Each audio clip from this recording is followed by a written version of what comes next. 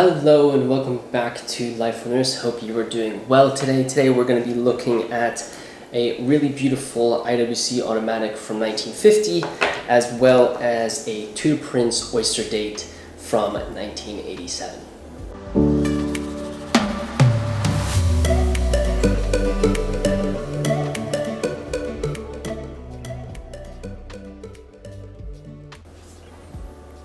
Really exciting to have these two pieces in and give you a little bit of background on each of them. While they're two new pieces, ironically, they have elements of watches that we've covered on Life on the Wrist previously. So what I'll do is I'm just going to zoom out a little bit here. And what we'll do is we'll jump into the IWC first. I think dress watches are made in so many different variations, and I think IWC competed nicely with other brands to create truly beautiful watches, and I think this IWC Automatic is a wonderful example. This watch was manufactured in 1950, and this time-only piece from IWC comes in a 35mm case made of staybrite steel. If you look at the stamp on the inside of the case back, you will see that the steel is staybrite steel. The case for me is in overall pretty good condition. You can see signs of wear. Being from 1950, you're looking at 74 years of being worn on the wrist, and so that is expected. The lugs are truly what makes this watch stand out with their bombé style, which collectors often call twisted. You can see they're very, very pronounced and have a very unique shape to them. The lugs are long and make this watch sit large on the wrist. For 35mm, it definitely sits a little bit larger than that. The white dial has aged to a cream tone with applied hour markers that match the hours, minutes, and seconds hand. The minutes hand, if you look, you can see that there's luminescent material inside of the hour hand, but on the minutes hand, you can see that it has fallen out, which is fairly common with watches of this era and design. The IWC cursive name is printed on the dial, and the watch runs on the caliber 85 automatic movement. The movement is signed with patent applied, indicating that this is one of the earliest versions of the caliber 85 produced. For those of you who don't know, the caliber 85 really jump-started a lot of the automatic movements that IWC produced, and so it is quite cool that this is sort of a genesis watch when you think about its movement.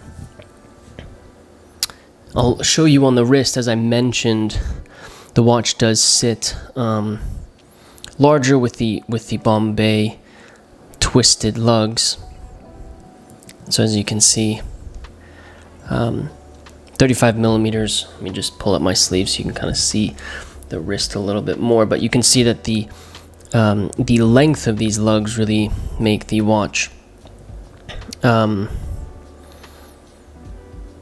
sits quite large. And even if you look at the Pro, you can see that they are quite flat, which again aids to the fact that it sits larger on the wrist. What's really interesting about this piece is, unlike some other IWCs, this is actually a front-loaded movement. So if you look at the construction, what you'll see is there isn't a case back that you can remove. What you actually have to do is remove the top section of this case, which integrates with the crystal, and then remove the crown, and then you'll be able to get access to the movement. Quite an interesting design, but it also, I think, is quite fun to be able to get access to the movement that way. So that's this piece, and as I mentioned, we've had, just to sort of tie things together, we had I believe it was a yellow gold version of an IWC with this, with a very, very similar case design. I apologize that I can't get the focus on here. But very, very similar case design to this one. but it was in a, I believe it was a yellow gold case. And I think it had a manual wind movement as opposed to an automatic movement that this piece has. So kind of cool to revisit this design that I actually truly enjoy a lot. Moving on to the second watch, this is kind of a staple for life on the wrist. This is a Tudor Prince Oyster Date reference 75203N. This Tudor was manufactured in 1987. If you follow the channel or follow us on social media at all, you probably saw that that we had a reference 74000 in stock that was from 1988. So it's kind of cool that this piece dates to very close to when that other piece was manufactured. The watch has a stainless steel case that's in overall good condition. There are some signs of polishing. Lugs are fairly sharp, not over polished, but there's definitely signs of some polishing on the case of this piece. The watch has an 18 karat gold fluted bezel that is in good condition, and gives the watch obviously a two-tone look as well with the gold crown. The lugs are sharp with holes, as I mentioned, making it easy to switch out straps or bracelets. The watch has, in my mind, a really beautiful gold linen dial and has gold applied hour markers and Tudor logo. We did cover another Tudor that had a gold linen dial very similar to this specific piece.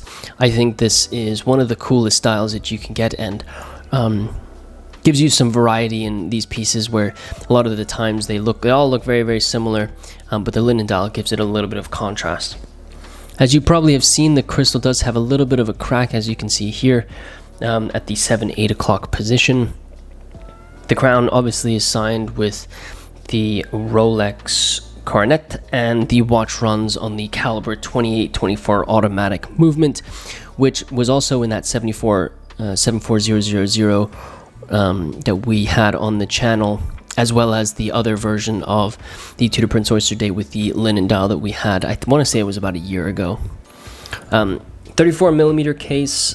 This is as classic as it gets, with a little bit of a spin with that linen dial. As you can see in the natural light, it really does stand out very nicely. So two pieces that we got in. Very excited to cover these for you, and to be honest, I think they are some of the they present, I think, a very interesting part of watch collecting, where you can go for something very traditional in this Tudor Prince Oyster Date with a little bit of a spin with the linen dial, or like this IWC, a really cool case design, and I think IWCs have that in its sort of lineage of watchmaking. So very cool pieces, and lovely to wear on the wrist. I hope you enjoyed taking a look at these two pieces. They really are some really interesting watches, especially for the history of these brands. I think the IWC's case design is something that has really captured me as a watch enthusiast. I was looking back at the yellow gold, I think it was yellow gold version of the IWC that we had, I want to say probably over a year ago, that we covered on the channel. And I realized that the watch was so wearable, that just the proportions and size and case design were so great, and I really enjoyed it, and that's why I thought I would cover this one in stainless steel. And then obviously you can't hate a linen dial. I think these are really interesting. Obviously classic watch in the Prince Oyster Date, but the linen dial gives it something else. So very fun to have these two pieces in.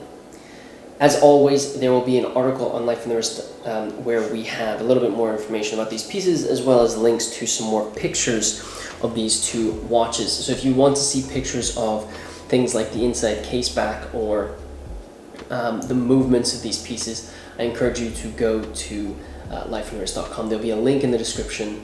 The first link will be the article that we wrote for this video.